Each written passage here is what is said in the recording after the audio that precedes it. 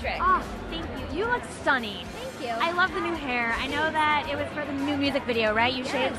Talk to me about that and what you kind of wanted to convey with the new music video. Yes, contrary to public assumption, it's not this feminist rebellion or even a statement of my sexuality. It's more so peeling away every label, fresh start, and it's also an act of mental health, not self-destruction. I actually read your entire article this week where you really opened up about your struggles in growing up in the industry. And so for you to be here and celebrating young Hollywood is nice because you're using your platform. What do you want people to learn from your story? Well, I actually love that some of the media that picked it up, they were talking about the actual diagnoses and going into ways that we can help other people empower themselves through those same kind of transitions and mental health issues. So now I think the best thing we can do tonight is celebrate each other, accept each other for exactly who we are, and hopefully talk about maybe getting some mental health practitioners on every set, every tour, to help guide artists through the rough periods. Yes, absolutely. Yeah. It's funny because I've interviewed many young Hollywood stars, and every single one of them says there should be some sort of counseling or on-set therapy. Why do you think we don't have that? I don't think people are necessarily looking out for the human. I think we are products to studios first and foremost, and we're there to serve a greater purpose. But the thing is, it would even have economic value if labels knew that they could rely on their artists to not be hungover the next day and showing up and giving their best performance. So everyone wins, and of course, humans first. Everyone's health would win if we do that. How are you these days, and what is the key for you to stay healthy and to stay balanced? Ooh, to stay healthy and balanced, I don't have a TV. I don't have a Netflix account. I meditate. And a lot of it just has to do with looking at what's happening in the world and always seeing the bigger picture. And, I'm working on my podcast and just talking with experts and people who have nothing to do with entertainment, and then using the art of storytelling to just educate people on other things happening. The world is a lot bigger than this. Yeah. Because you have such a story and you've gone through so much. Do you regret getting into this industry at such a young age in some ways? I can only move forward.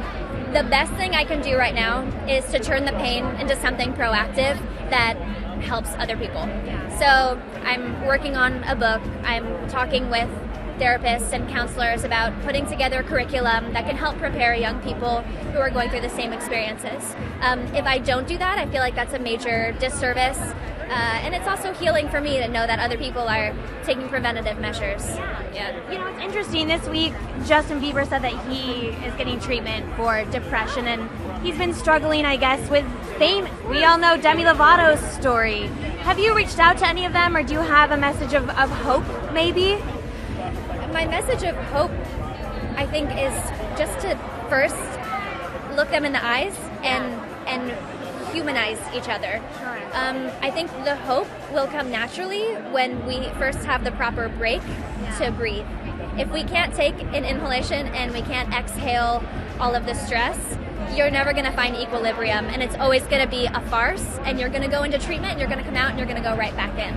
So it's about giving everyone the proper time they need to develop holistically.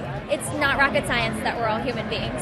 And it's not rocket science that the system is set up to kind of bring out the extremes in each other. So I think my message is always, and when we do talk with each other, it's always to just support, and put our well-being first in the equation. And career, all of it will follow.